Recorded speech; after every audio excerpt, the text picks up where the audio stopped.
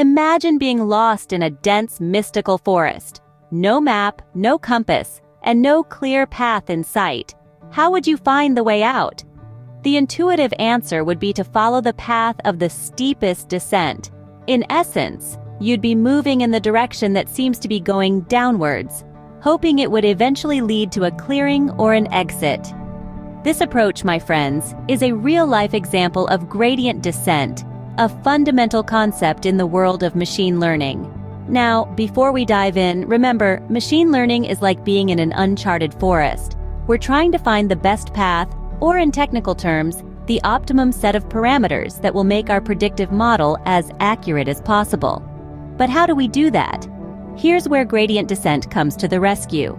Think of gradient descent like a hiker, our machine learning model, who is trying to get to the bottom of a valley, the optimal solution. The hiker doesn't have a map, so he makes a guess and takes a step in the direction where the slope is steepest. If the hiker goes downhill, that's good. It means he's getting closer to the valley. But if he goes uphill, then he's moving away from the optimal solution and needs to turn around and try another direction. In the machine learning context, the hiker is our model, the valley is our optimal solution, and the steps the hiker takes represent slight adjustments to the parameters of our model. With each step, the model checks if it's getting closer to the optimal solution.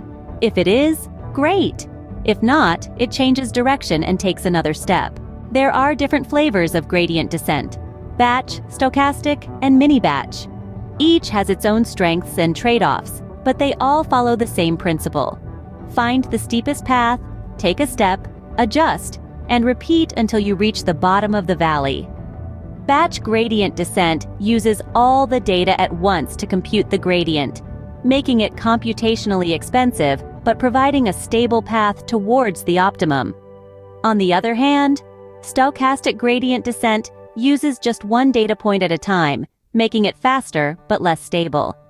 Mini-batch gradient descent strikes a balance between the two, using a small randomly selected batch of data points at each step. In conclusion, gradient descent is an iterative optimization algorithm used to find the minimum of a function. It's like a hiker trying to find the lowest point in a valley by taking steps in the steepest direction.